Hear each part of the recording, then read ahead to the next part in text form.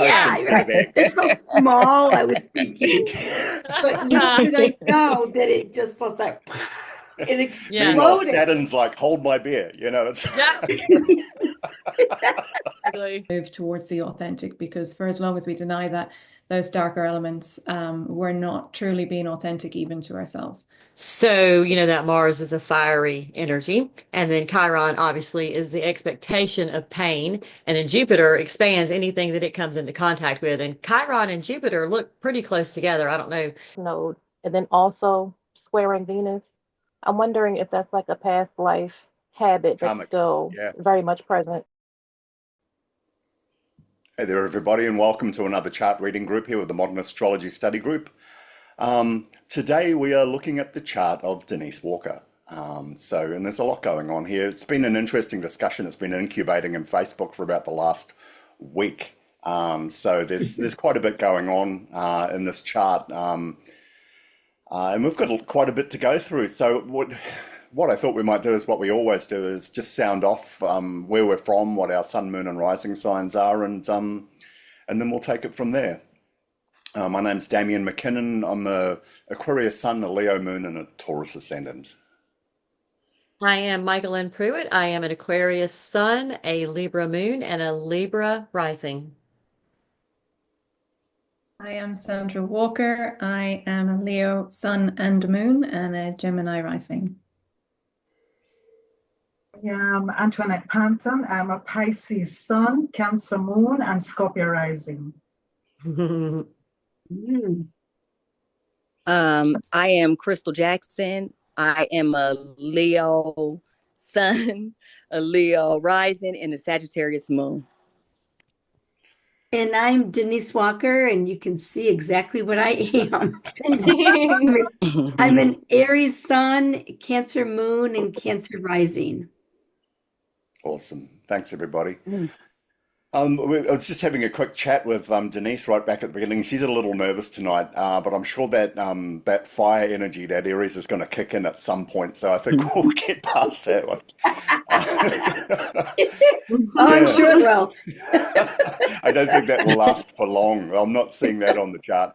I'm not that nervous, but it's still a little unnerving for everybody I didn't to think see. you were. I didn't think you were, just for the record. I'm Just so I get very that out there. excited, actually. Yeah, oh, that's good. I'm excited too. Hey, look, you put up. We always ask people, any questions or things they want to focus at or look at on the chart. That's one of the things we do. You put up a bit of a shopping list, actually, and I thought we might just circle back to that if you're comfortable with that, and just tell us a little bit about. Yeah, yeah. Absolutely. Okay. Well, do you want to give us just a little bit of heads up on who we're Sure. working with tonight and where this might be going? Yeah, for sure. Well, I'm 62. I'll be 63 next month. This past year has been unlike any I've had experienced in quite a while. Very, very, where I lived has changed. My job has changed. Um, I've been divorced 8 years, almost 9, and I met a really great guy, and now that's falling apart. I bought a new house. I just kind of would like, and I'm going to be a grandma, or I am a grandma, but I'll be another grandma. There's just a lot going on. Um, I'm okay, but it's like, oh my word, just, I choose a word every year for like the vision boards. And last year, 2024, was the word disrupt. Why I chose that word is beyond me.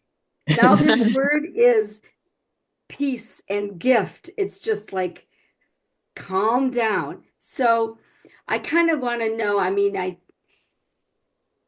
kind of want to know, because I know when things like this change so quickly, and most of it was like very unexpected, wasn't planned, that there's going to be something new and something different. And so that's kind of what I was wanting to see, is like, am I on the right path? Because this is a new season of my life also. Yeah. I don't always want to work 9 to 5 in a brick and mortar office, and I am doing that right now. Prior to that, for 25 years, I was a homeschool stay-at-home mom, and my kids now are adults and they have their own families, they're married and that kind of thing. So, and I'm an empty nester and a single person. So I just kind of want to see where what you see in the chart and if I'm on the right path. Right now, I'm on a path. I've always been drawn to energy and relationships and people and connecting. And right now, astrology has just really, it's like, it's like, so just to give you a little background too, I was not born in a Christian home. I was raised Catholic. But then when I was almost 30 years old, I became born again. I'm still trying to figure out what that means. And so I raised my family in a Christian church. We're basically non-denominational. But I've deconstructed and I've learned a lot. I kind of came through the back door. I was learning a lot about the occult, 20 some years ago to figure out what the hell is going on with this world. And then now I'm coming full circle saying, oh, so astrology has the answers to all of a lot of stuff that I was seeking before. So I've kind of made a full circle as the circle of the zodiac. Sure. Yeah, Yep. and I would like to become an astrologer. But I'd like to know if that's the right place. And I have an idea of where I kind of would like to specialize in. I know that's going to evolve and change because I've always been curious and I love to learn. I love to just all that kind of stuff.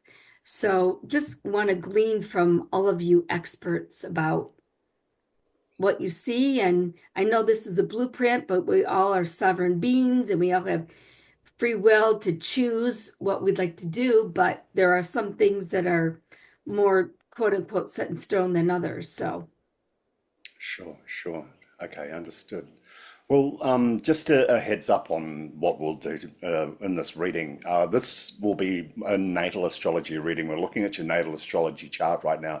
So we're not going to really go through the last year, the transits and placements that may have happened in the last year. It sounds like a gotcha. lot happened. But that being said, the whole last year kicked off with a word which was disrupt. Yes.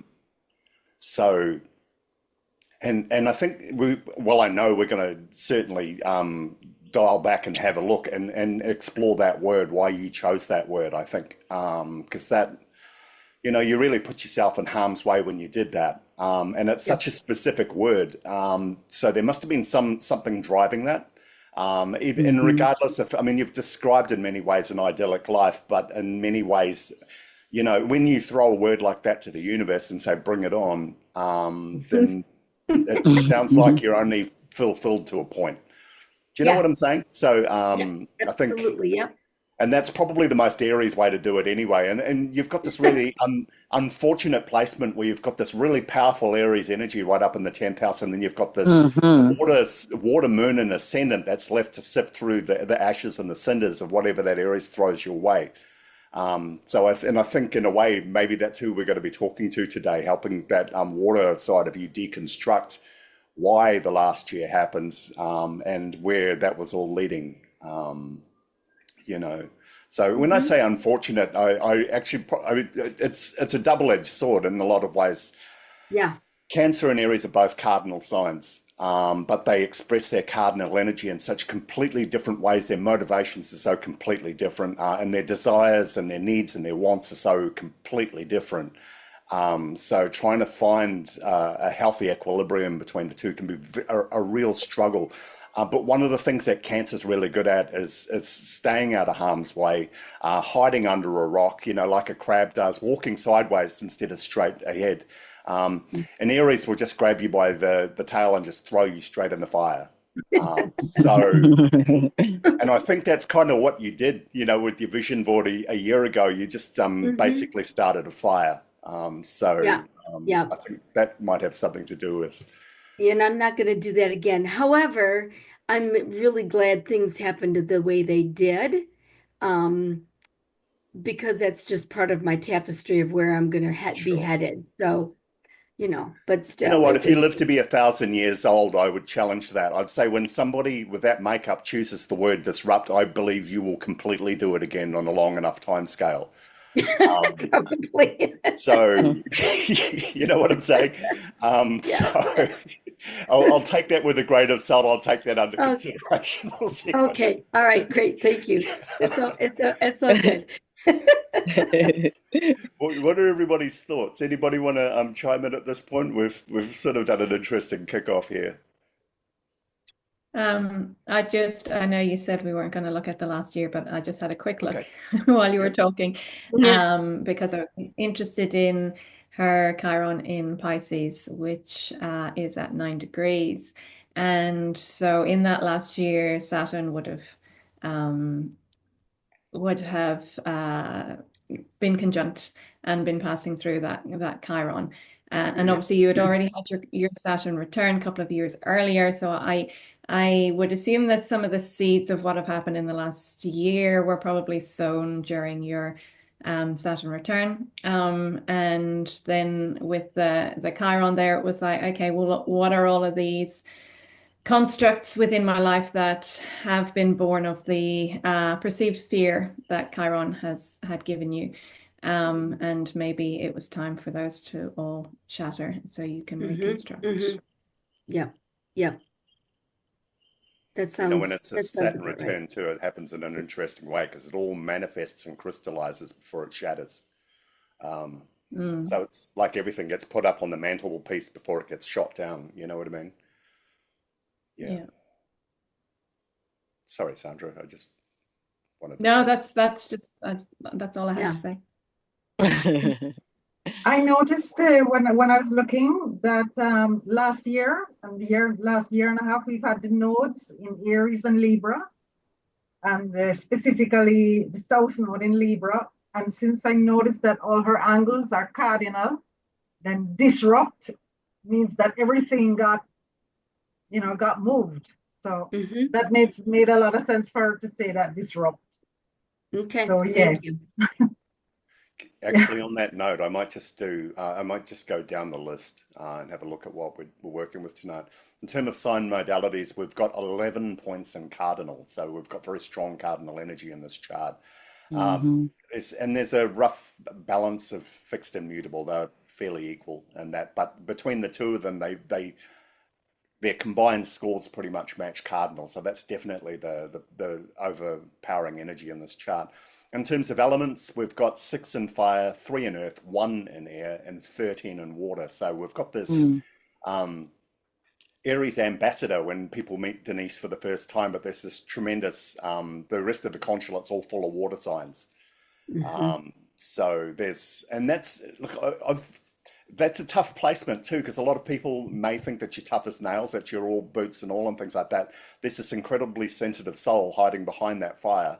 So that's Yeah. what we're seeing here. It's worse too, because Aries is their own worst enemy when it comes to that sort of thing. They've got a real talent for rubbing people up the wrong way, going through opportunities or, creating unnecessary trouble for themselves, with that impulse control that they've got. In terms of house modalities, we're roughly equal. We've got 7 in cardinal, we've got 4 in fixed, and we've got 6 in mutable. And we have a splay chart. So we've got clusters of energy that are coalescing and gathering in different parts of the chart. And some people, this can play out like in terms of, especially when air is strong, it's people who compartmentalize. Earth signs do that as well. They tend to compartmentalize the different parts of their lives. But when you've got a lot of water, sometimes the experience is different too. Sometimes you do have these different parts of your lives that are all living independently and doing certain things, but the boundaries between them can be quite blurred. So that's just a quick overview, and that's just following up from what Antoinette said about the energy on this chart. Yeah. And I'm also very, very, very new to astrology. So I'm taking the Damien's class, and I actually am taking another class too and reading lots, but I'm very, very new. That's all right. So That's cool. That's totally cool. A lot of tonight's really Q&A anyway. We don't really focus on the knowledge side of it. We would sort of use the knowledge side to build a story. We've all got our yeah. different styles and approaches. To me, I'm particularly interested in esoteric astrology, so I look at We don't- past Yeah, life me too. stuff and things like that too. So So what's while esoteric astrology? sorry, So, yeah, So what is eso? it's soul-centered astrology. It mhm. comes at astrology from the point of view that we're reincarnating souls, that we're Okay, that we've lived multiple lives, we have multiple lives to live, all of that sort of stuff. That's a component of what I do, but it's not the be all and end all. It's just a way gotcha. for me, it helps me build a clearer sort of storyline, I guess, for what I might be looking at. But Okay. Oh, each of us have our own different focuses and strengths and styles as well. And I think that's what really Yeah, that's makes why I us was work. excited about this tonight Yeah, too. yeah, Okay. yeah. Cool. So what's jumping out here? That Chiron, I think, is a really interesting place to start, especially since it's part of a grand trine of water, and we're seeing so much water energy in this chart. But does anybody else either want to build on that or, point out some other interesting parts in the chart they feel might be worth following?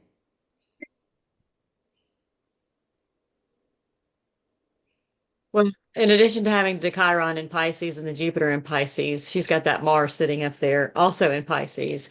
Um, so, that Mars is a fiery energy. And then Chiron obviously is the expectation of pain. And then Jupiter expands anything that it comes into contact with. And Chiron and Jupiter look pretty close together. I don't know if they would be considered conjunct. I don't know if they're close enough for that. However, the energy is still, I think that the Jupiter energy is still amplifying the Chiron energy. And that is the house of spirituality. So maybe, like I said, the expectation of pain there has kept, and you did mention religion and the way that you grew up and keeping your children in church. So that's where I see how, Jupiter playing out right there, because even though you had the expectation of pain, you still went down that road because you felt like it was the best way to raise your kids, because a lot of people raise their children in church, my dad included, because, it keeps them on the right track. If you have Jesus hmm in your relationship, and, hmm hmm it's a way to keep, it's a moral issue. And hmm so, hmm maybe that's, and maybe because of that is why you are so drawn. I see that you've got that you have the moon in the 12th house, which means you're very intuitive. You're probably, your intuition is very strong, which is probably why last year when you were getting ready to do your word for the year, for some reason, it was just pulling at you and you kept hearing it and you were like, disrupt. Okay, disrupt. All right, whatever that means. And we know what the Whatever. tower card, yeah, whatever that means, we'll go with it. But we know what the tower card means. It can be good or bad. And Correct. but you have to have disruption, and you have to have those tower moments to build anything. Just like when you Correct. went through your divorce, like we talked about 8 years ago, that was the disruption and it was a tower Yes. moment. But that's life. We have ups and downs. So last year was, a lot of people had a very disruptive year last year. So you're not Mm. the only one.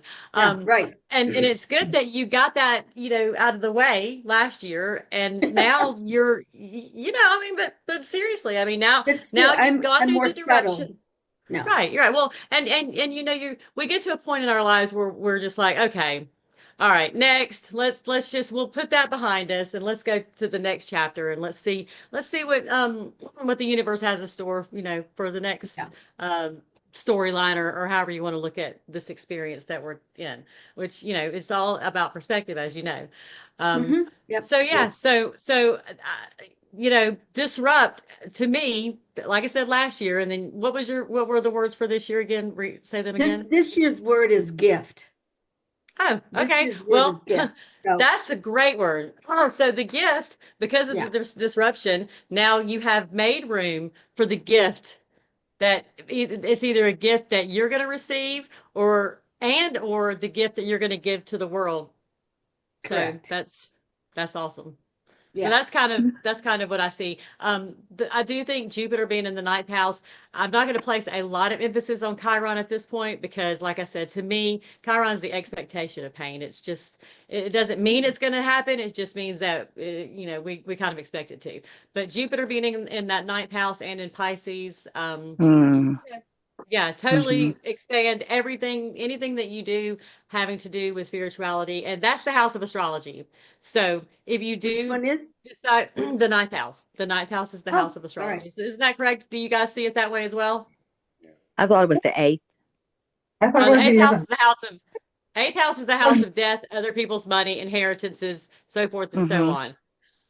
Eighth house is ruled by Scorpio. The ninth house is ruled by Jupiter.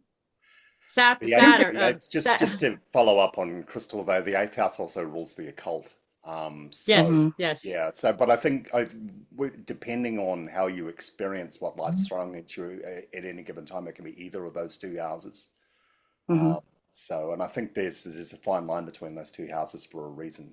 Well, yeah, I exactly. agree. So the eighth house leads into the ninth house. Yeah, yeah, True. So the occult, and in our case, because of the way that we interpret everything, we use astrology. So the eighth house is for us, it is the occult, and it leads into the ninth house, which is the house of spirituality. So, Yeah, I can and you've got agree with that. Saturn. externalizes. Do you Yeah, agree with it's that, Crystal? underground. It's buried in I the eighth. do.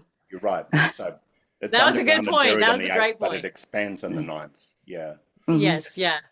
Yeah. Perfect. Just to, And then having Saturn there, you know how much I love Saturn. Saturn's there to help keep everything disciplined and keep you coloring in between the lines, so that obviously, the South Node that goes towards your past life. So that would suggest that you won't have to work too hard in my opinion, you won't have to work too hard with the eighth house, um,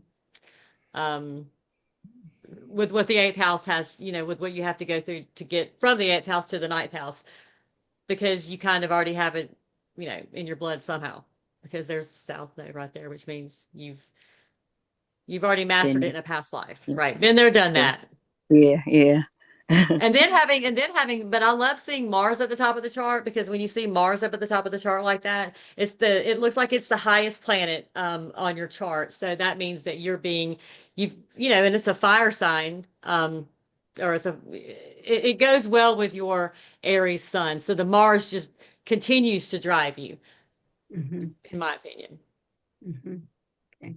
doesn't it look like, I mean, it's the ruler of Aries. Doesn't it look like it's trying to fight its way out of water to get back into that fire that's going on Yeah. there next to it? And I Mhm. wonder if What that happened to the disrupt volume? is just an acknowledgement of that. Um, You hit on a lot of really, really big points here, Michael. And just circling back to Chiron, most asteroids are calculated points. You only got an orb of around 4 degrees generally. Okay. But for Chiron, we've seen, even just in the chart readings that we've done, we've seen just how disruptive or powerful Chiron can be. I'm Mm. always give Chiron a lot more leeway than I would say for a traditional um, asteroid or the part of fortune or something like that as well. So I'd completely go like with that. In a way, it even feels like Chiron's a placeholder for that Jupiter. You know what I mean? I'd be channeling that Jupiter if that fear wasn't there. So it's almost like it's a placeholder for part of that grand trine there. And again, too, that Mars looks like it's trying to break out of water to get into fire. When I look at that Mars there, I see that's probably where that word disrupt came from. But also that Chiron as well. I'd be curious to see how you've managed when you've had incredibly disruptive times earlier in your life. Denise, you've got so much, like Michael said, you've got so much intuitive energy. That word disrupt, you might not have been asking for it. You might have just been putting up on the board because you were feeling it was coming anyway. You're So preparing for it. yeah, That could very well be. Mhm. your cells are just screaming, there's trouble on the horizon. So let's just It's not interesting. pretend that it's not.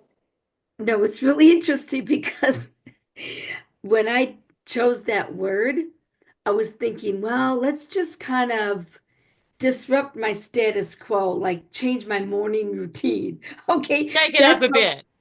Toast Yeah, instead right. of eggs. That's how small I was thinking.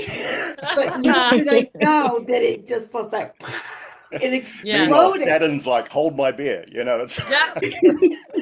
Exactly. Yes, yes.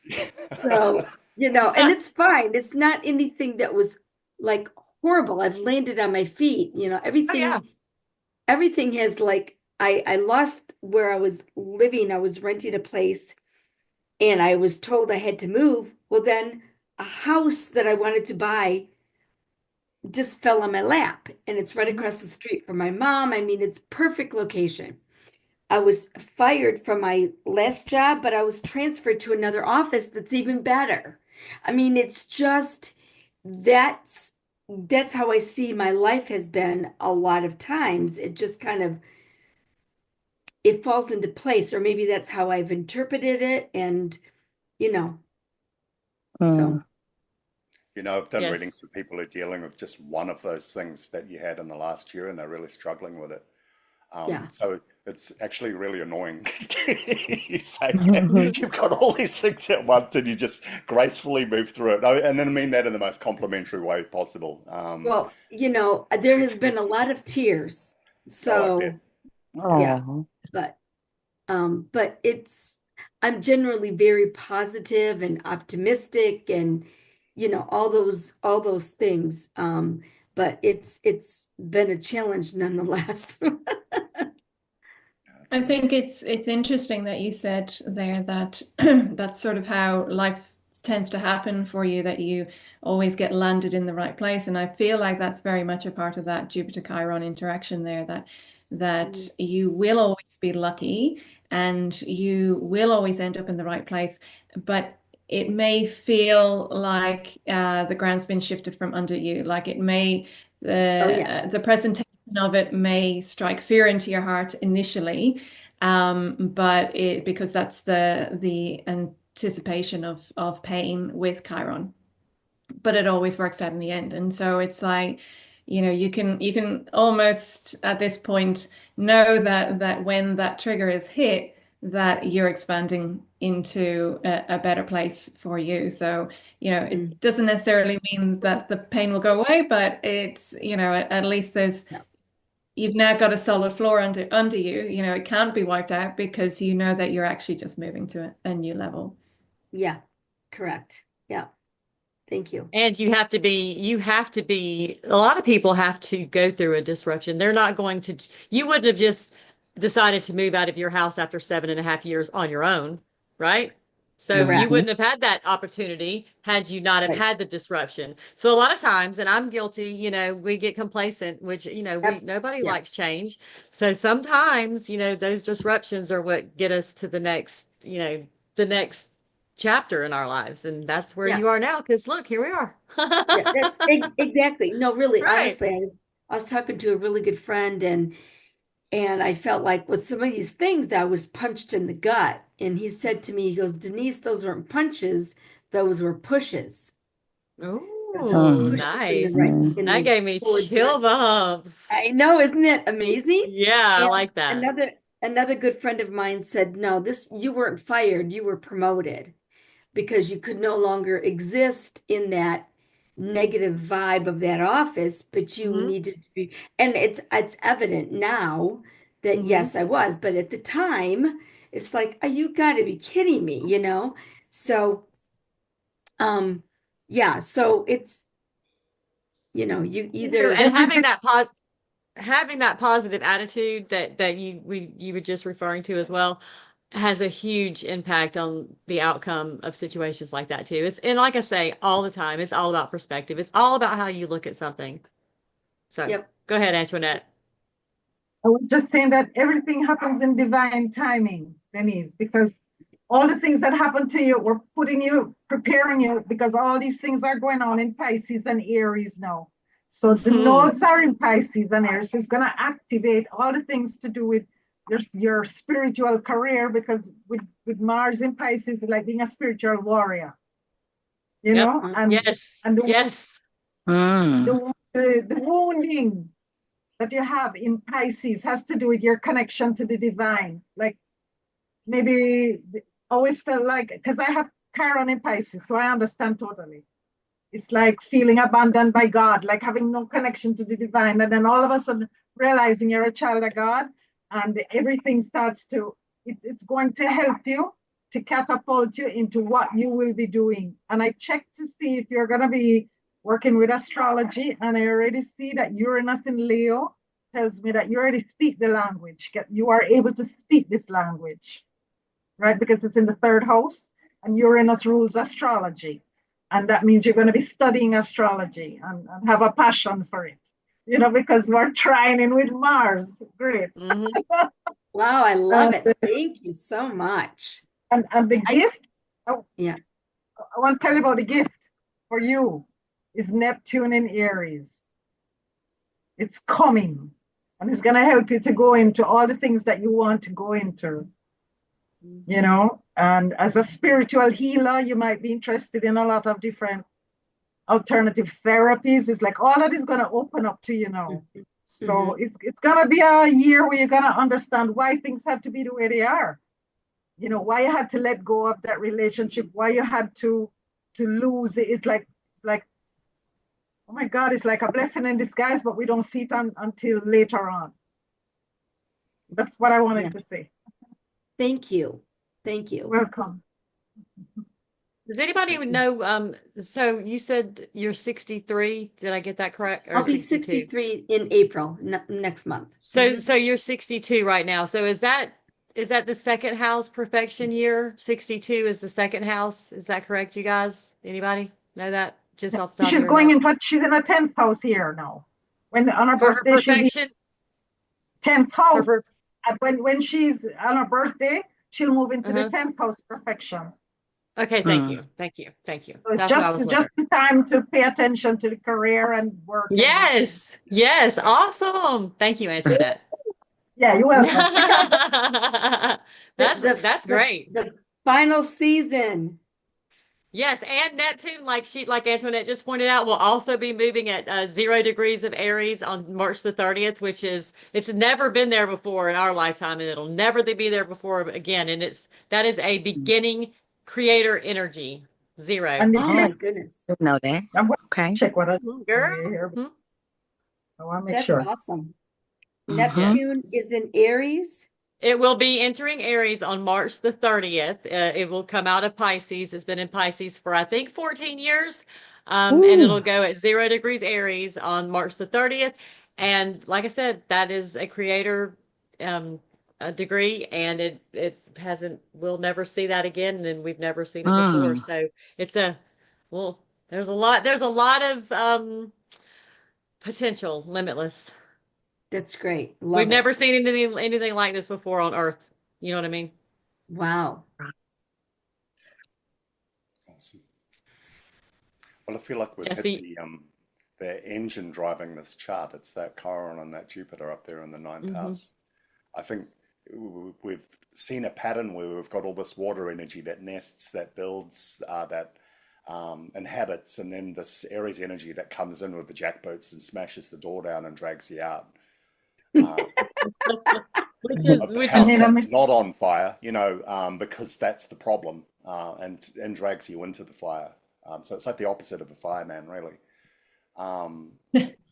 But we're seeing that that 9th house energy up there, that Chiron and that Jupiter, that each time it happens, there's an expectation of pain, but we're not. The pain may not come, or the way you're processing it, you seem so adept at processing upheaval and disruption, as you put it, that it's not so much an issue. We've got oppositions running from that Chiron and that Jupiter down to Pluto in the 3rd house. So you're always going to be moving anyway. You'll only ever be stable for so long before everything,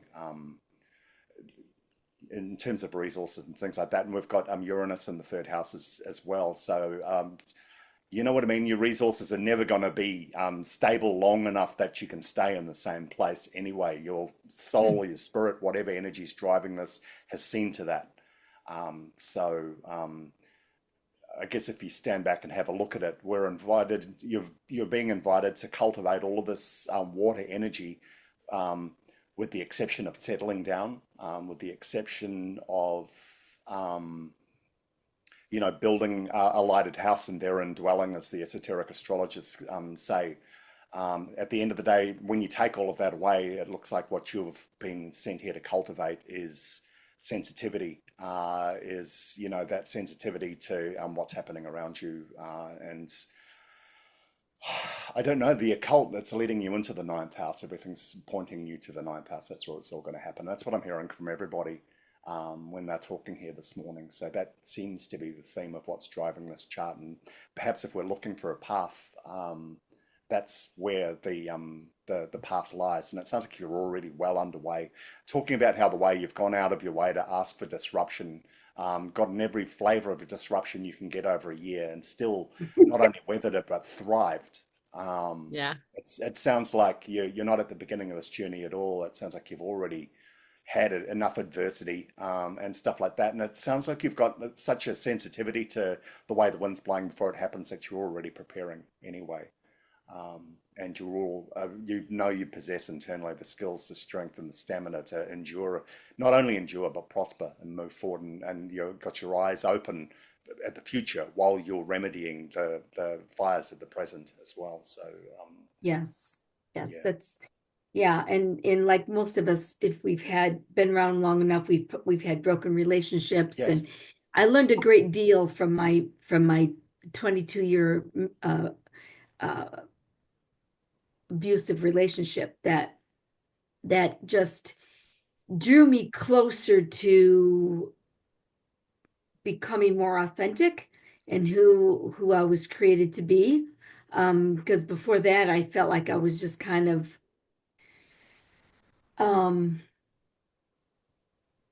I had this idea because I'm a Cancer.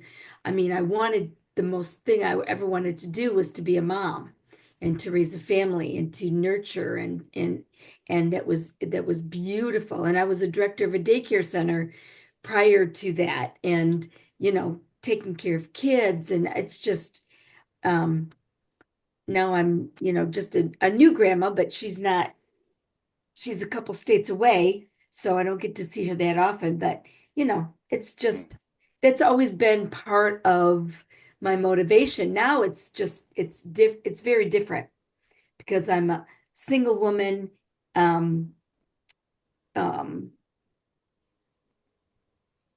empty nester, just becoming a grandma, and I don't want to raise children again. I want somebody else to raise their own kids. They can raise their own children. I did that already, and my kids are great. Now it's time to what is next for me. And so it sounds like I'm on the right path, which is wonderful. Yes, it's time for you to reap the rewards of the time that you've spent raising your children. Yeah, you're to the point in your life now. You're at the stage where it's time for you to do what makes you happy and take care of you and follow your dreams. You've put yourself in the situation to where you've taken care of everyone else for all of this time, and now it's time for you to take care of yourself. And like we've all pointed out, that Jupiter, you've got a very fortunate placement with Jupiter. So take advantage of that. And keep in mind that even though things seem like they're disruptive, and they may be, just always remember that it's not happening to me, it's happening for me. Yes. That's what I tell myself. Exactly. Well, It really does. It's right. Exactly. And that's kind of how because really lots of people can just go under with all the things that occurred, Oh, but yeah. they were in a short period of time. But I'm just like, okay, where do I go next? Yeah. Like bring it on. Even that Aries sun with that Mars and the Mercury sitting up there next so close to your sun. Yeah, you've got a lot of fire, and obviously the Cancer energy, all that water does balance it out, which keeps you, so you don't seem like too, up or Too down, flighty. No. too crazy. Correct. No, I'm not. You know what I mean? And people who know me really consider me pretty steady, Yeah. as far. I can be a lot of fun. I can, I can be animated and all this kind of stuff, but I'm pretty level-headed. I mean, people come to me for advice and, that Well, thing too. So I'm not, yeah, well, you've got a lot of energy. I mean, you've got a lot of water, which is, that's emotion, and you've got some good earth, and but I mean, you do have a lot of fire. I mean, that's a good thing. That's it what's is. keeping you from when everything comes at you like it has. That fire energy is what's keeping you from going under. You know what I mean? You're fighting. Right. You've got that Ex- fight. So. Exactly. And Exactly. about water. Just keep my head above water. Yes. Yes. Right. Well, that's a And, great that's a great metaphor, Antoinette. Yes, keeping your it head above is. water because look at all that water. You know what I mean? The water is overwhelming, but there's enough fire to keep her above the water. Yeah, that's a good way to Yeah. look at I'm it. yeah. And You know, and, Yeah. and you need to what, remember that. yeah, Yes. what Sandra was saying about Saturn, I just checked, and Saturn is conjunct Mars right now at 22 in the MC. Yeah, that makes sense. It makes a lot of sense. And it's interesting too because we just did some workshops on the planets. We looked at authenticity versus attachment. It tends to be the sliding scale that most people find themselves on in a lifetime. Some people are overly attached, some people are overly authentic, which means they have troubles building attachment with other people. What it looks like in your lifetime is you've started from the point of attachment and you've been moving on a sliding scale between towards authenticity, but towards becoming true to who you are and what you've learned. And what makes that journey so interesting is that when you start from attachment, you have such a hyper awareness of other people anyway, of boundaries, of Yeah. attachments, of things like that too. So when you're authentic, when you do find your own brand of authenticity, it's not that selfish, almost narcissistic authenticity that we can see in people that have an overabundance of Mars energy or fire. So I'd be really interested to see, as an esoteric astrologer, we use the planet Vulcan on the chart as well. And Vulcan is the forge of the gods. It's the planet that basically just beats the metal until it's in the most pure state that it can be. And I'd be just really interested to see where that is on your chart at some point. It's generally pretty close to the sun, and everything that's happening on your chart all seems to be moving towards that sun right at the top of the chart. But Mars is the ruler of that of your sun sign, and Mars is also the planet that best represents authenticity. So it sounds like with Saturn just moving over that Mars right now, with that Mars energy struggling to break out of water and make its way into fire, it sounds like there's been a journey that's been happening in your life, and you're getting to the most exciting part of it now. Hmm. Um, I truly feel that. yeah. Well, I'm not surprised. Like I said, when you pluck that word disruption out of the air, I think you could feel that disruption coming anyway. You're probably So right. Absolutely right. yeah, Yeah. yeah. So, and the way you've dealt with it, and you've been so matter of fact about it and not surprised, you've just sort of rolled your sleeves up and moved through it while looking forward and things like that. It tells me you're a veteran, which is such a relief when you do these sort of readings because there's no tears to deal with, there's no emotions to walk people through and stuff like that. You've already managed all that stuff by yourself. I probably could have said that in a less Aquarian way. Um, but you're getting to you're getting to showtime now. That's what I'm feeling, you know. Yeah, yeah. And I feel that too. And it's too bad it had to happen this long, until this last, you know, whatever quarter century of living here on Earth. But But um that I'm that happy. I water mean, energy, it's that great. Cancer's there to make sure that you do dwell as long as you need to dwell in order to learn. So it's all happening in the time that it's supposed to happen. So there's no Exactly. regrets Yeah. attached to that. And it sounds like when you mentioned that your marriage and earlier struggles that you have, I'm not surprised because the fortitude and the strength you've got now, especially like I said, any one of those things that you've mentioned in the last year would derail 80% of the people that we do readings for. Okay. So you've moved through that with grace and with purpose. So and I'm like I said again too, I'm relieved that's not the part that we're really going to hyper focus on because it sounds like you've got that all buttoned down. Yeah. We're really looking at the future now, and it looks really bright. Everybody says you've got amazing stuff that's coming your way, and I believe it. Okay. Oh, that's awesome. Thank you. Yeah. I'm interested in this Venus and Taurus in the 11th house. When you described how other people see you. You said, that they see you as very level. And so there's your Taurus, in group situations, in community, you're very grounded, and people love that about you, and you love that about you. But there's an opposition there, to your Neptune in Scorpio. And so, possibly been a resistance to delving really deep into your own psyche, into your own spirituality, moving into your shadow aspect, or at least bringing that into the world, because you want to be grounded, you want to be above ground, on the ground, Mhm. and when you're in community, you want to be loved in community. Yes. Yes. So you don't want to, there may be a fear of bringing that darker aspect of your being out into the world. We all have darker aspects of being, and it's when we acknowledge those darker aspects, and bring them out into the world, we free other people to do the same thing. And so we all get to be more authentic, going back to what Damien was saying earlier about this move towards the authentic, because for as long as we deny those darker elements, we're not truly being authentic even to ourselves. And I'm also looking at that moon in Cancer in your 12th house, and so it's that you talked about always having that urge to nurture those around you. But your moon is about your needs, your emotional needs, and so you need to be nurtured. Your path to that is through your spirituality. You're in your 12th house there, and that's 12th house also has that element of unseen. So there's realms that you're being called to visit that maybe are not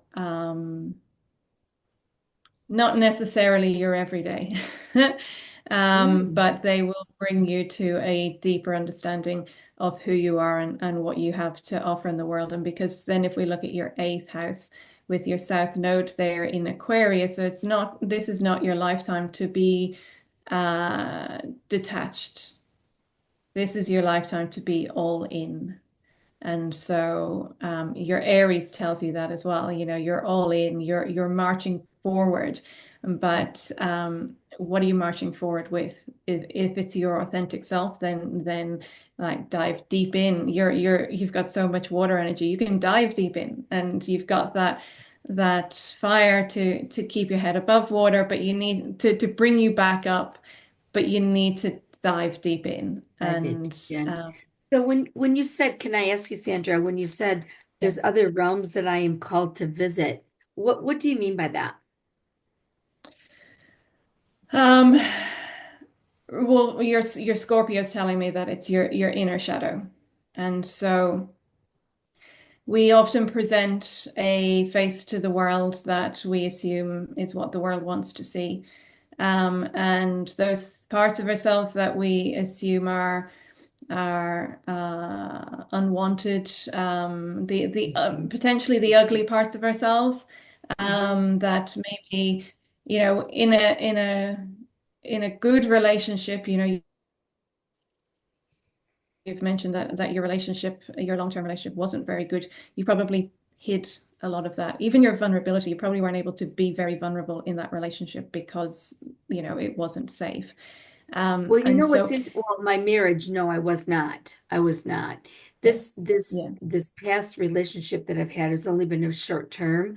I purposefully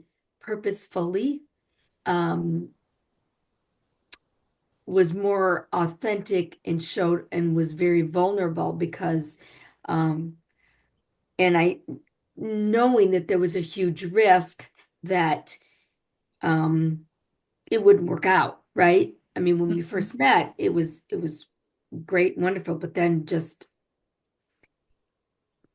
I'm not going down the path that he's on. So but isn't it worthwhile taking the risk to be your full self in front of someone and for them to leave quickly if they're going to leave, or decide to Yes, stay from that moment and you can build something on strong foundations? absolutely. Ever since I've been divorced, the longest I've ever dated anyone was 6 months because I wasn't going to stay in a relationship that I didn't see myself long term in. So, So that word Hmm. disrupt, is that what happens right at that 6 month mark? You disrupt? Would you say that's what um, happens?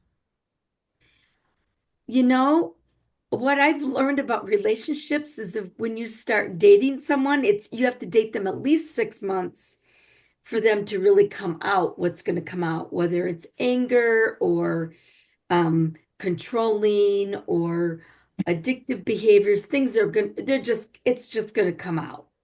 And whether you can live with each other or not, even through all of that is a completely different story.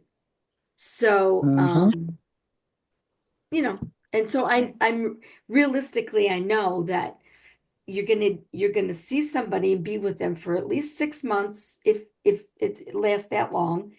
And then if it's after that, then hey, great, then you can kind of see more. But usually that's my experience in I've read lots of relationship books, and you have to know somebody at least 6 months.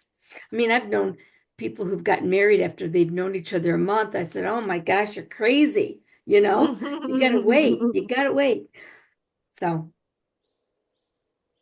It's really interesting you say that. Sandra's hit on some really, really interesting points here. And both of those areas she focused in on that moon and that Venus opposite Neptune. They're both parts of major planetary patterns on your chart.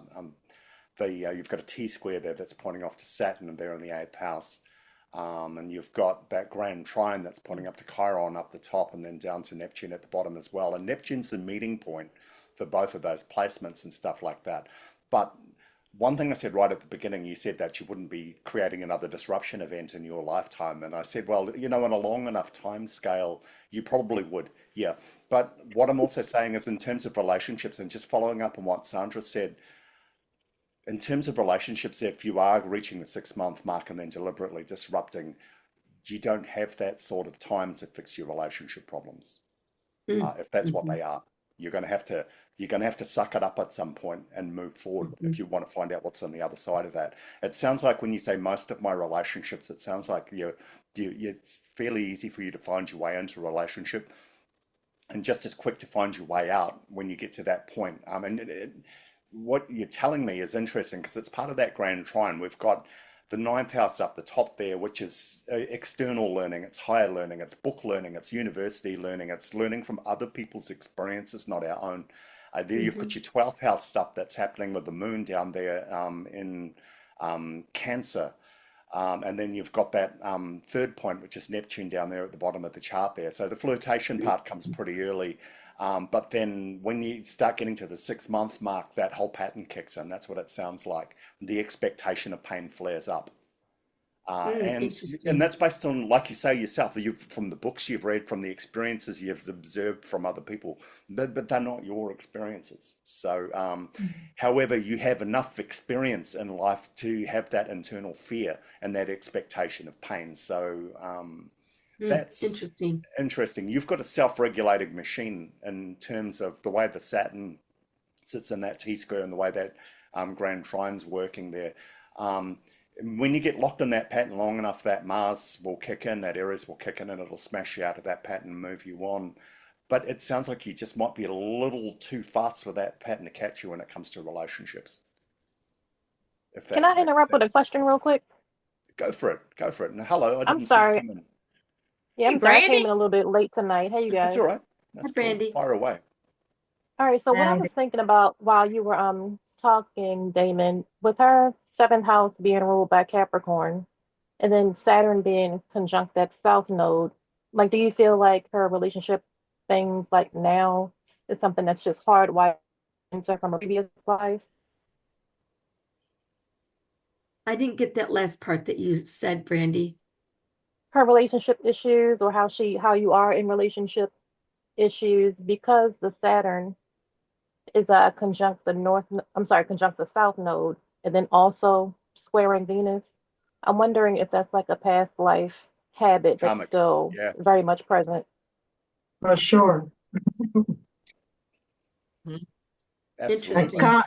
karmatic relationships Karma. from past lives. Yeah, and this is you've manifested that as well in this lifetime. It's followed you in. Yeah. Interesting. Well, you know, this last gentleman that we're in relationship together, I truly thought that he would be the last one that I would be with for this lifetime.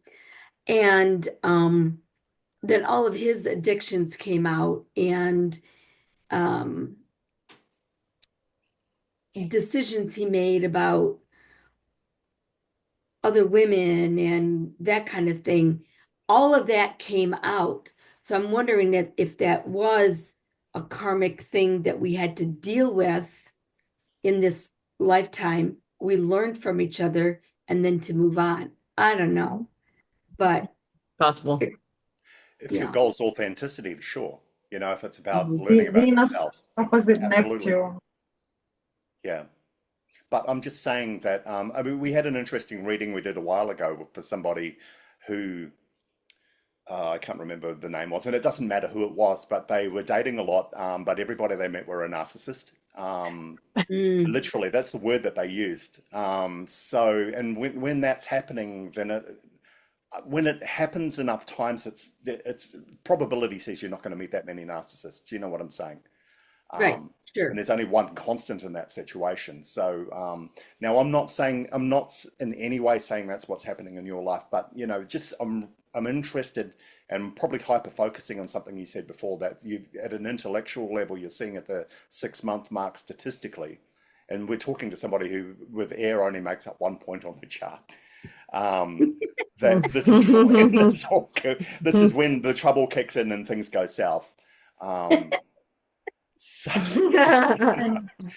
And I think it's also interesting that addiction seems to be the theme of what you see in these relationships at the 6 month mark.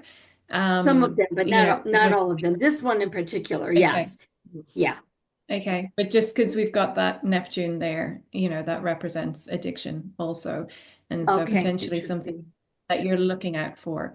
But the other thing is that relationships are our greatest mirror into our own being and into those, you know, if you're looking to work with your shadow aspect, having a relation, I'm not saying enter into a terrible relationship just to figure out all the negative Right. aspects of who you are, but you know, what we project in a relationship can really show us deeply into those parts of ourselves that we've been rejecting within ourselves. And so it would be really interesting probably for you to review the past relationships that you have had and look for the common threads that have run through those, and then bring that inwards to explore. It's not going to be the same thing. It's not going to be a similar presentation, but there'll be a thread there that lets you see an aspect of yourself that maybe you're denying so deeply that it keeps reoccurring in your life. Okay. Interesting. Well, one thing I know that has been in my life is abandonment. My mom experienced a lot of abandonment. My father died when I was 6 years old. And then my mom remarried a couple years later, and my stepdad was not nice to us kids. Um, and then guys I dated in high school and college, and then my young adult years, they've always seemed to, not always, I've, broke up with some, but um, abandonment seems to be a big thing. And I'm wondering if I am attracting guys who are going to abandon me, you know. I would start to ask where I abandoned myself. Thank you. You know, and also said, Denise, that your Mars doesn't have any aspects. It's a solitary planet. So maybe that you like feel that everything that you do, like you're doing it alone, or you have to take these decisions and you take action, but in a vacuum. So you basically you do what you want, but because a planet that doesn't have any aspects is also very free, but it also feels abandoned, isolated from the rest. So, and with the Chiron in Pisces, feel abandoned by God himself also. It's like it's a feeling, so it could be. And moon in 12th house, feeling isolated. Oh gosh, yes. Look, all that being said, too, just a little caveat, because it sounds like you've had 22 years of that shadow stuff anyway. If really, when you meet somebody in a relationship, you meet their ambassador, and that's probably 6 months before the real person moves in anyway. So if you're there for a good time and not a long time because you've done all the shadow stuff, then I'm all for that as well. So you know what I mean? Everything I'm seeing here, you're responsible, you're intelligent, you're self-regulating, your chart knows what you need. When you need to move on, it moves you on. And you're playing a long game here anyway. Your chart and the way you live seems to operate like a person who is going to live forever. In a lot of ways. So your chart's rolled in from a past lifetime. Brandy's put her finger on that in the 8th house here. That's Saturn and South Node cozying up in your 8th house there. And I don't think time really matters on your chart a lot. And the more we talk, the subtle play there is Saturn anyway. So, if maybe you're just cherry picking the best parts of the relationship that you enjoy and then moving on when it's, who knows? So you might be in a space between the two because you've had enough of the dark stuff and the bullshit to really not want to dwell and linger around in that too much. So I'd rather be single than in a bad relationship. So yeah. That being said, though, and I agree with Sandra, you really want to start working on those abandonment issues. You need to at some point draw a line in the sand and not abandon others if you're habitually leaving at 6 months, and not abandon yourself because you're not willing to go past that 6-month mark as well too. So I think a lot of what Sandra's got to say in that regard, and that is a powerful placement and pattern on your chart. And if you're struggling with abandonment, because each time something close to that topic comes up, I see your expression change and you get a choke in your voice. So you know what I mean? And look, the way you're managing this is so Chiron anyway. There's an expectation of pain there, and you keep poking the wound every once in a while to see how much it hurts. You're a tough cookie for any guy to deal with. You've got all this nurturing, soft Cancer energy, and you've got this jackboot kick in the head, sort of Aries energy going on simultaneously. No one's ever told me that before, Davian. Well, look, you know what? I'm just astrologically, when we peel back all the layers and all the subtleties and the smiles, and it sounds like you're having no problems finding relationships and things like that when you want them. So you've definitely got some stuff working for you. But there's when you get under the hood and look at the moving parts, there's certainly some interesting machinery going on down there too. Yeah. So for sure. That's what I mean when I say you're a tough cookie to deal with. I guess really what I'm saying is surviving the 6-month mark,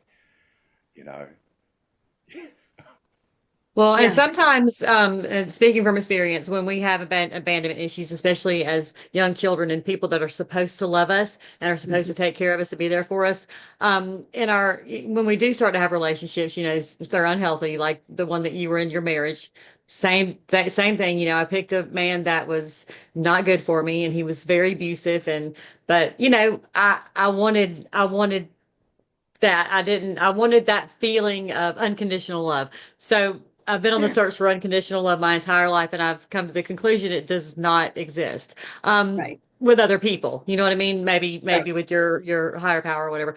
But so the abandonment issue, in my experience, has come in with the relationships where, like you said, and just like Damien said, about 6 months or so, people will start to show that's their ambassador for the first 6 months. Then they kind of show who they are. But also us, with the way that we experienced our childhood and maybe even our teenage, early adulthood, we may attract damaged men already. You know what I mean? That have issues. They say a lot of men have mommy issues, and you've got a lot of that Cancer energy, so you may already be Right. attracting damaged men. And then because you're very intuitive, we've come to that conclusion. So, and then the Aries energy gives you the courage to, instead of staying in that relationship for too long and it just becoming, just a horrible, at this point Yeah. is what I'm saying. You're able to walk away because Yeah. you It's can true. see that they may be abandoning you because of addictions, whether it be drugs, alcohol, gambling, or whatever. You can already see what's coming because you've been there, you've done that, and Right. you've for your entire life. So, it's okay to, in my opinion, if you have a gut feeling that someone's about to abandon you, I mean, yeah, you turn around and you leave them. But that's what Hmm. life's about. That's what relationships are about. Every relationship is to teach us. And I got married way too young to the wrong person, and a lot of us did at my age because I'm. We're That's what supposed we. to. That's how we were.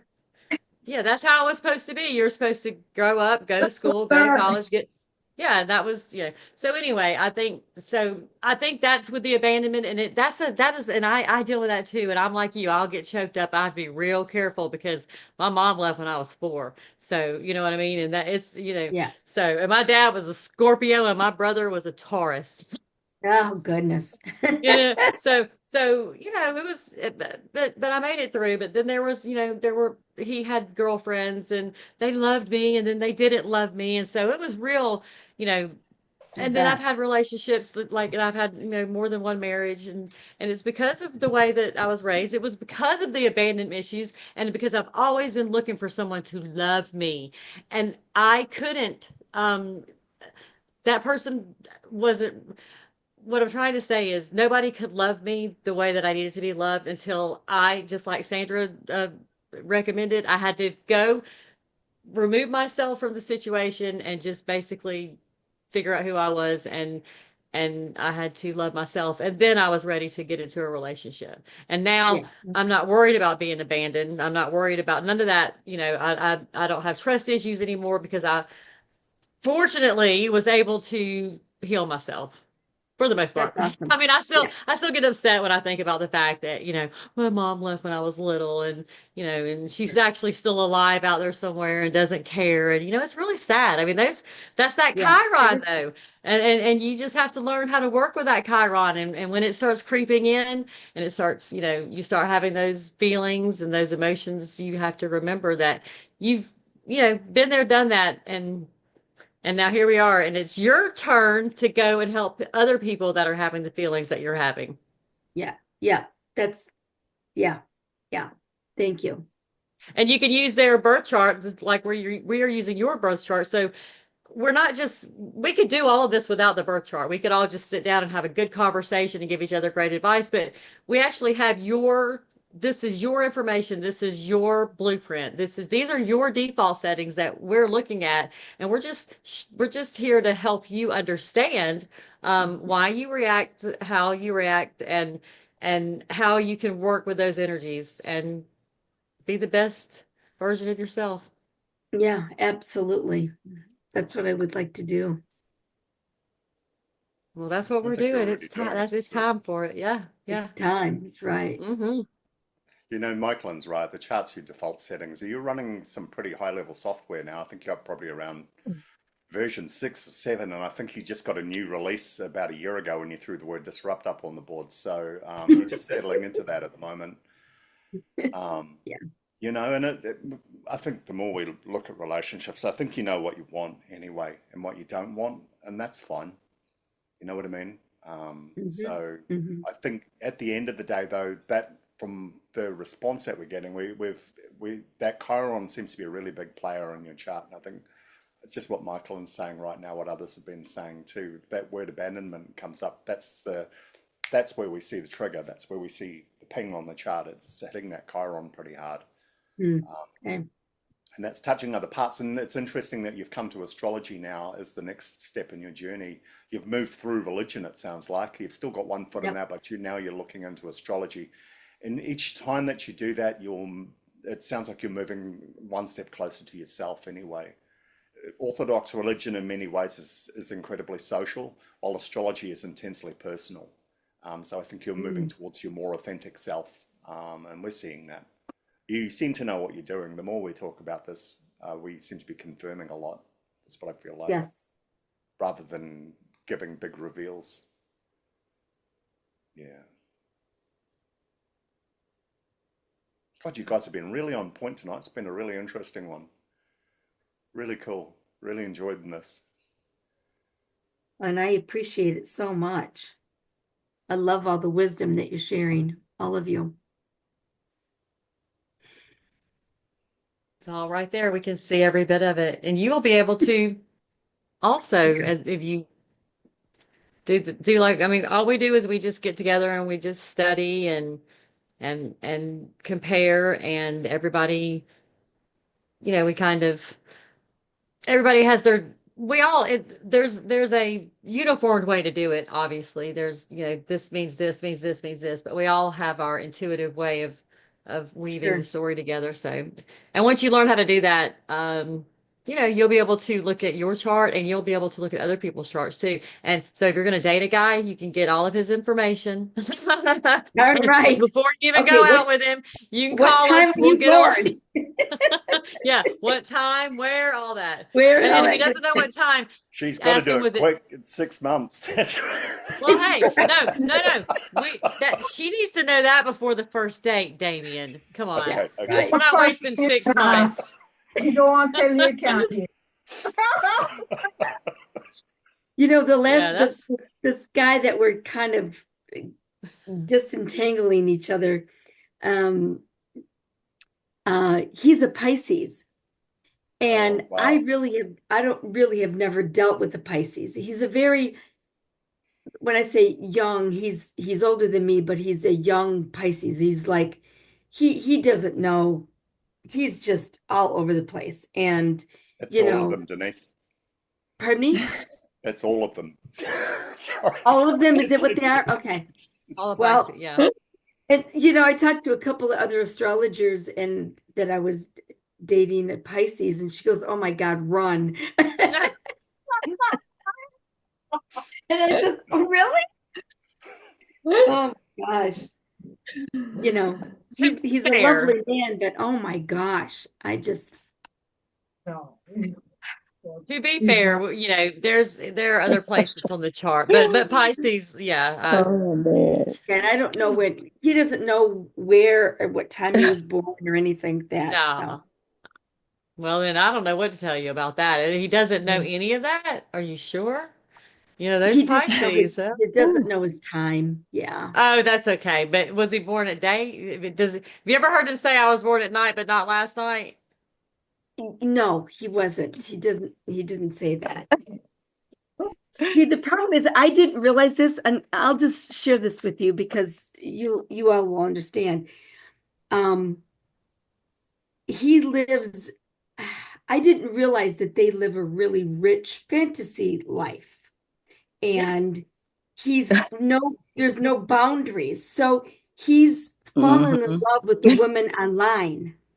So that's what's like, okay. that's just like, you've got to be kidding me. So I'm, yeah, I can't live with a man that I'm in a threesome with. I mean, Yeah, absolutely. So, but otherwise, he's a really fun guy. I mean, we really enjoy each other and we have a good time together, but. Well, you don't have to marry him. You can hang out with him. You guys can, you could be friends with somebody, but. Oh, sure. I think that's what we still will be friends. Yeah. But I'm not going to spend any more long-term relationship possibility with somebody who thinks he loves his phone. You know what I mean? Yeah. That's a huge red flag right there. The worst thing with Pisces too is, look, they just don't know any better. You can't blame them for it. You know what I mean? That's just the way they're made by design. So it's not like they're going out of their way to upset or hurt or anything like that. They're just wired that way. They really are. Yeah, right. It's exactly. And that's given me a lot of compassion for him, and it's helped me to release and not feel anything personal. I mean, of course, that's a That's step. a gift for you. Yeah. But it's good for me to to realize, okay, this is who he is. Somebody else can love him. Somebody else can take care of him. I'm not going to do that. I can't do that to myself. Somebody else do that, girl. Yeah. I just like, To raising no more men. No, thank you. and he's really No. cute. So, but Yeah, hey, he ain't that cute. He can't be No. that cute. no, he's cute, To but raising. he's not. Amen. I'm not. Yeah, I can't. I'm not competing with that at all. So Yeah, and you can't. It's hard. You will not it's you can't compete against a cell phone and right. all of everything that he has access to. I mean, Yeah.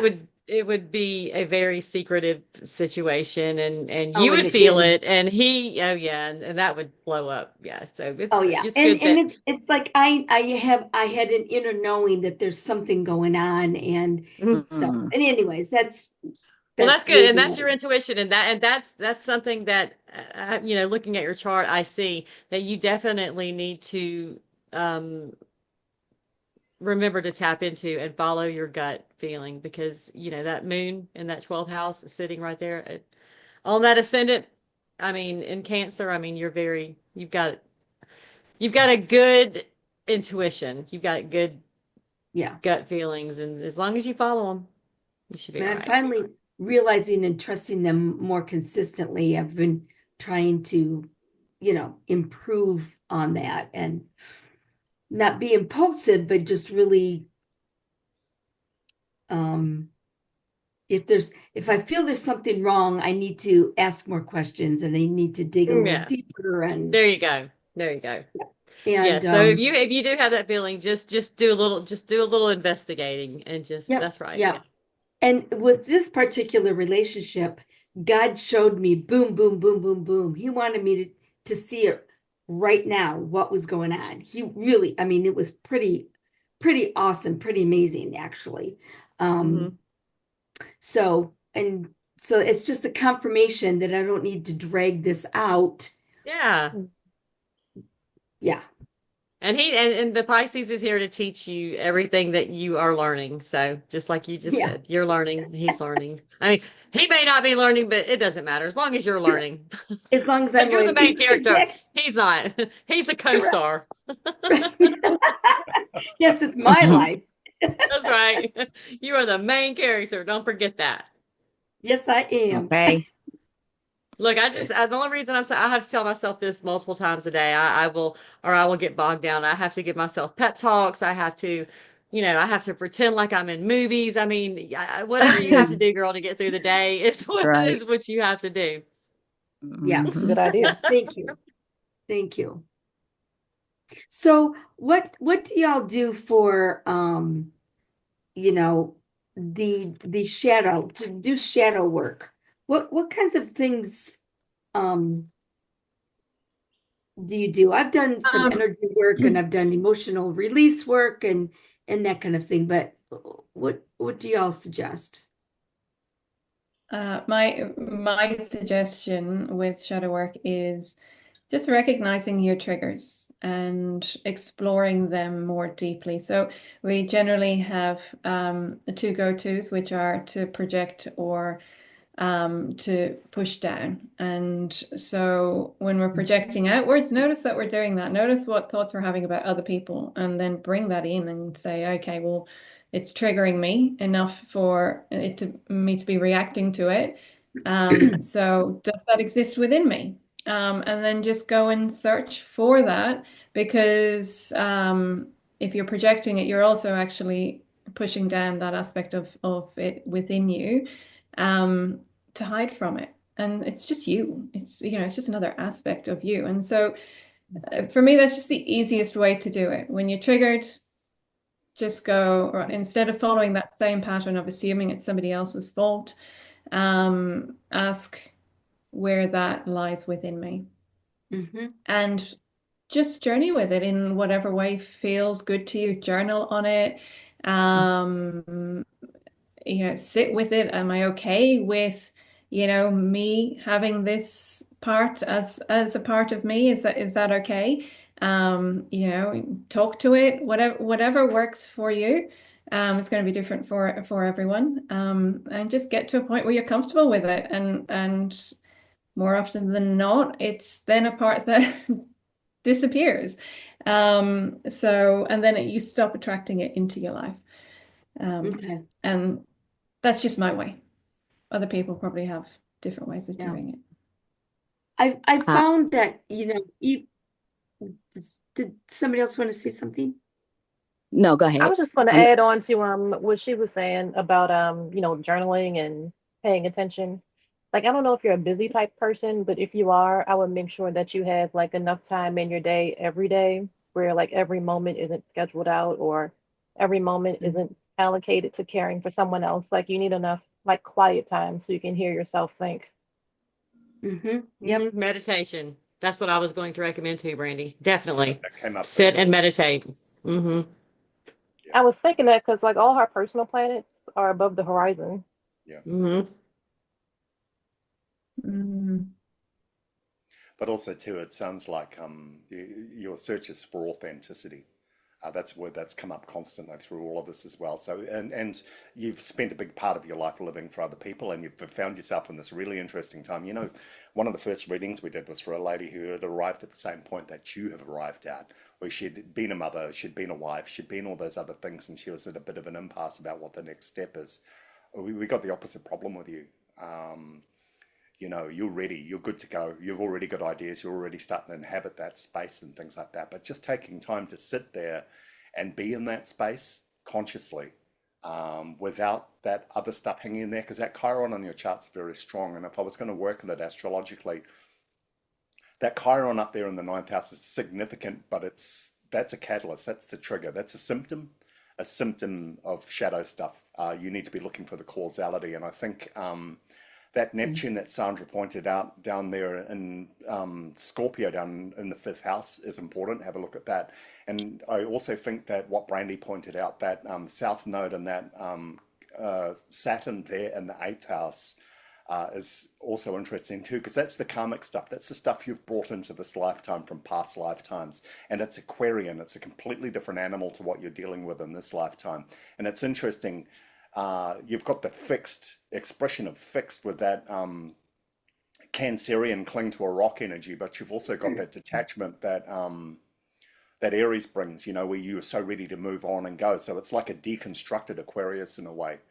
So that's will be an interesting place to go. And that Pisces from the ninth house and that Aquarius from the eighth house are so completely different, and there's just a fine line dividing the two of them. So when you said before that you had read about the 6 month mark, you know, I'm just using that as an example. It sounds like you like to externalize the way that you manage things that you don't understand. That's the by through learning, through reading, through things like that too. So I think you know, maybe there are interesting places to start, but get all your fundamentals down first for your astrology. Keep studying, learn what everything means, and then keep circling back and looking at those. And the interesting thing about the natal chart is when you look at those placements now versus those placements, how they expressed 10 years ago versus how they expressed 30 years ago, you're going to get a different read on that every single time. You will see an evolution.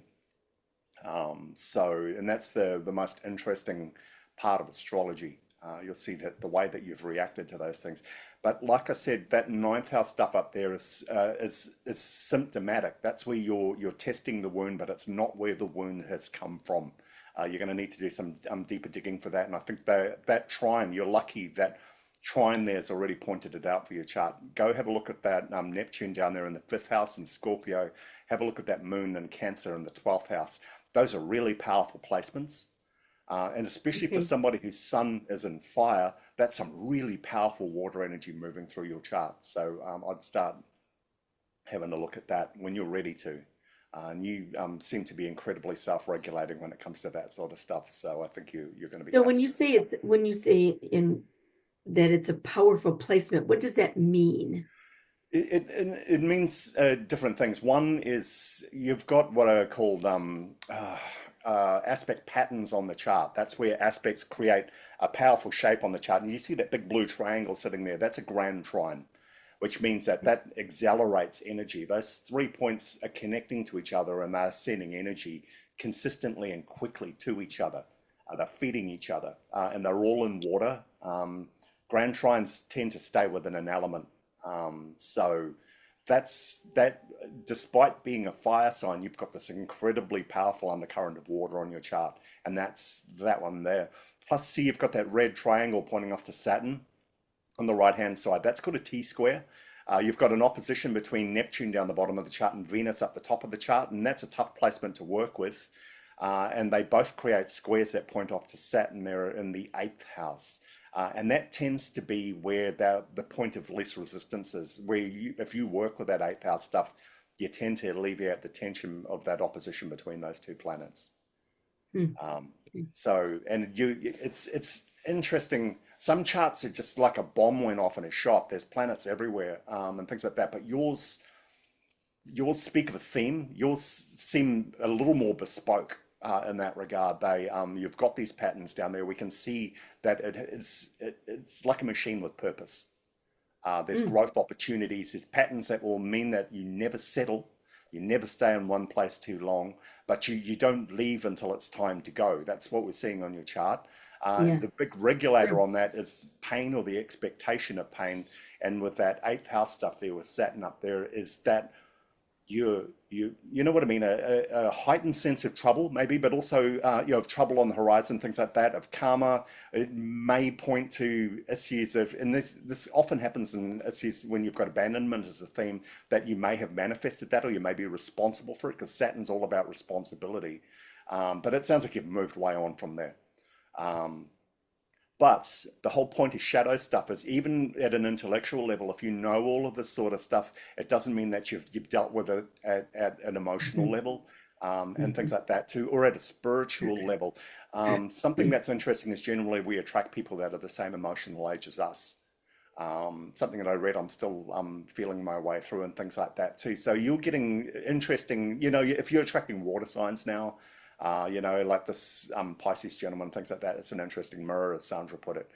You know what I mean? That's nice feedback you're getting in real time. But the shadow stuff points back to core beliefs, to things that are buried deep within us that we need to work with. Psychology's got ways to work with that. There's a downward arrow technique that some psychologists still use. I don't know if they still do. It's been a while since they've been out. It's probably been evolved. Working with triggers that cause anxiety or depression, things like that, that can be good ways to identify and look at it and things like that too. But I think you're incredibly self-aware in many regards, and you're quite pragmatic too. So I think you're really strong in that regard. But like I said, I think your 8th house and your 9th house is packed full of interesting stuff. And it's interesting you've got Saturn in the South Node in the 8th house, because in esoteric astrology, that's where the dweller on the threshold lives. Generally, it's past life stuff that we're not only unable to let go of, but it's fighting for survival. It will not go away until you make it go away. Interesting. Yeah. So I don't even have a look at that term, dweller on the threshold, sometime when you're ready for it. It's an interesting term. But what is it called? The dweller on the threshold. Okay. It's an esoteric astrology term, may be relevant, may not be. It's just an interesting placement to see those two karmic players in the 8th house. It does point to, and in Aquarius too, it's that energy is so different to who you are now, but when we break it down, maybe not as well. Yeah. Anyway, that's my download. Thank you. Well, How have we done? You think we did okay? Yeah, I think it's great. Okay.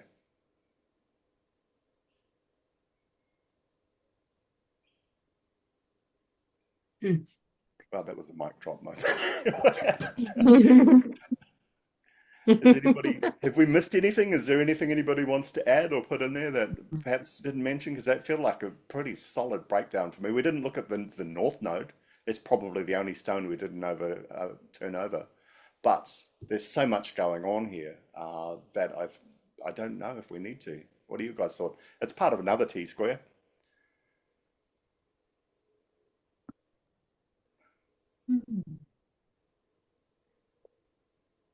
Maybe just that North Node in Leo is the move towards authenticity, but towards self, towards fire.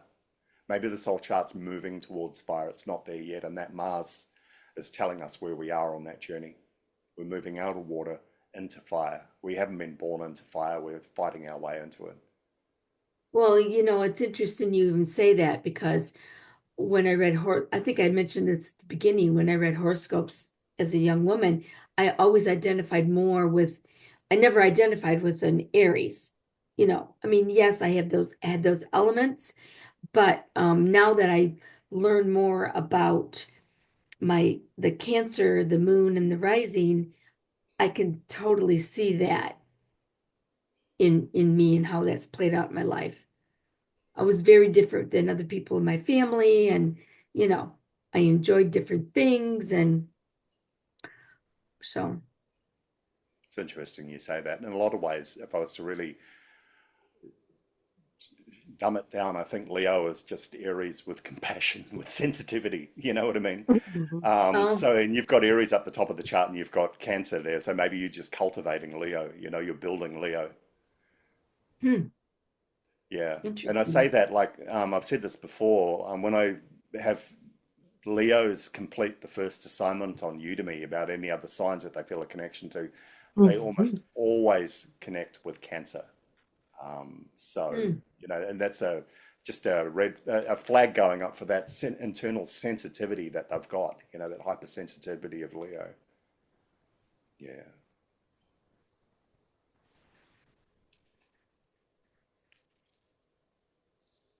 Does anybody else want to add something or say something? I feel like I've drained the oxygen out of the room. She's got a really interesting chart. Yeah, no, I agree. I think it's I agree. I see a kite, right? I don't know a lot about kites, but I see one Oh, you're A right. Good kite? Lord. Yeah, you're with right. Neptune being Yeah. the tail. Yep. Mm, And Venus up there at the top again. Yeah. hmm It didn't even occur to me that second T square was down there pointing off to the North Node as well. And they're both sharing Saturn up there. Hmm. mm. It's about 4 degrees off from being a grand cross. That could have been a pretty packed chart.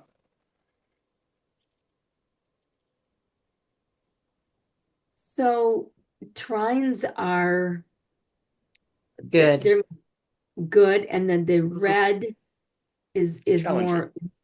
Challenging Challenging. aspects. It's The red challenging. red Okay. aspects where the energy's resisting. Blue Okay. aspects where the energy's flowing. So in trines, they just are the easiest flow pattern you can get on a chart. Okay. Yeah.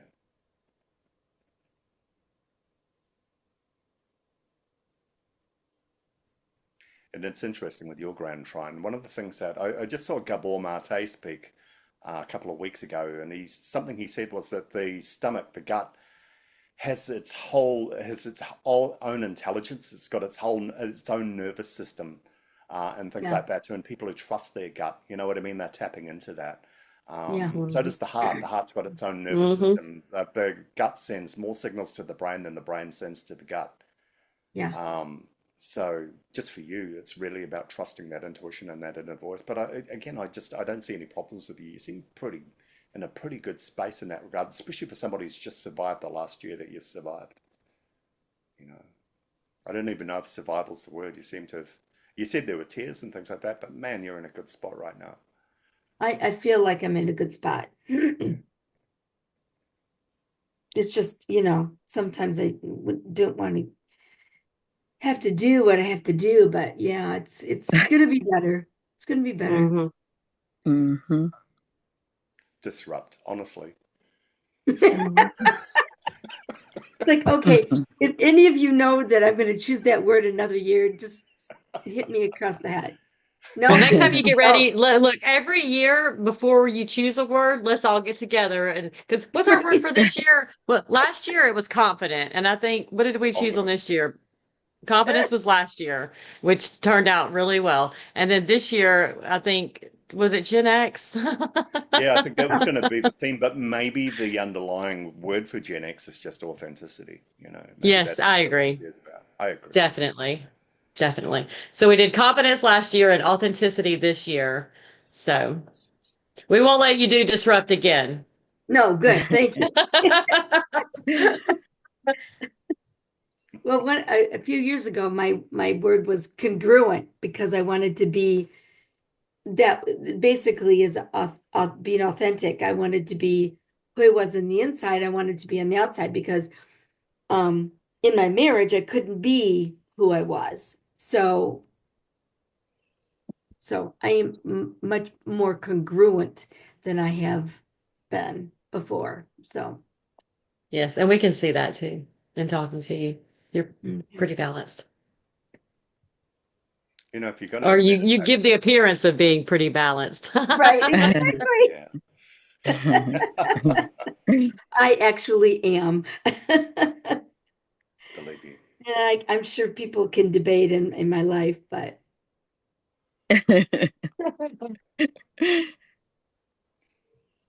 But we don't care about those people. yeah. God bless Mm-mm. you. Yeah. So the chart style, the chart type is splay. What does that mean again?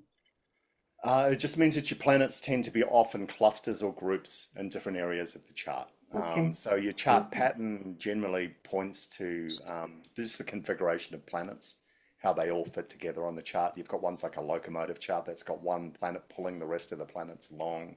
You might have a bucket chart or and things like that. And that just I tells us a lot at a glance how that person's energy will express. Often people with a splay chart, like I said right at the beginning, will compartmentalize. They'll have like multiple lives going on at the same time. That may or may not be harmonizing with each other. That may or may not be cooperating with each other.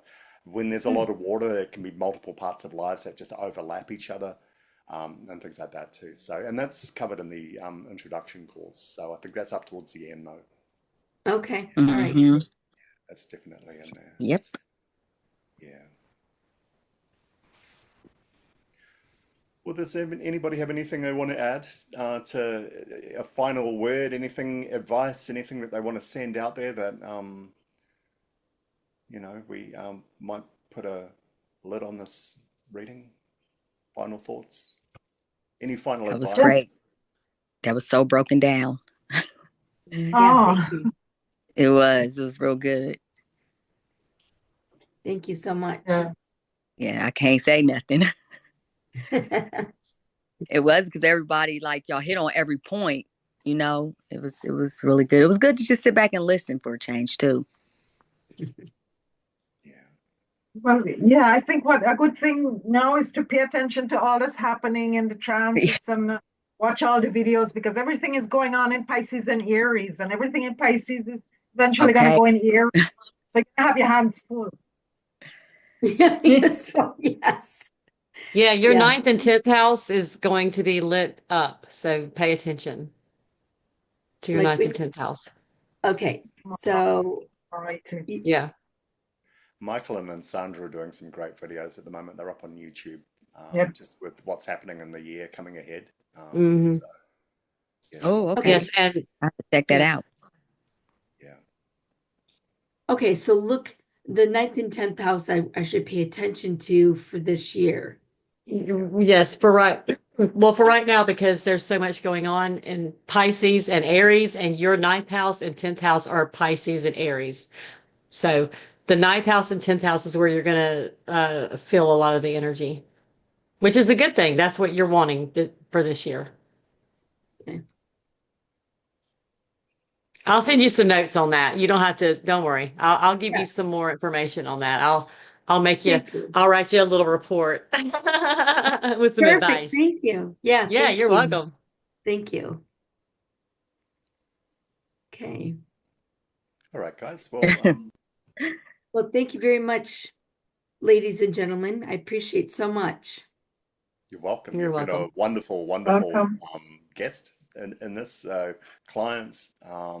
Look, one thing I've really, really enjoyed too, you've got a lot of wisdom in you, and you've got a lot of, you're an evolved version of yourself. So this, sometimes when we do a reading or something like this, especially when you're reading with the public, things like that, a lot of the time you're spending time bogged down in patterns that people have that you can see, and they've probably heard everybody tell them, and they're still running around in that hamster wheel of a handful of problems and patterns on the chart. You're just on the other side of that, so it's actually really, really nice to be working with somebody in that space.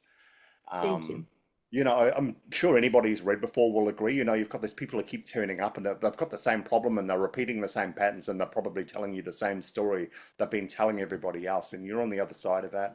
So in a lot of ways, it feels like we've been standing back with more perspective.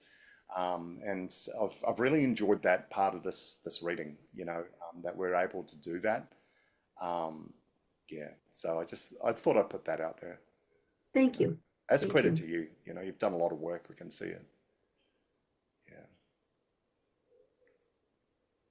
Yeah. All right, guys.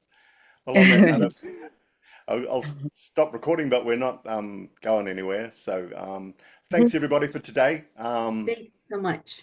And I'll get this video up on YouTube soon.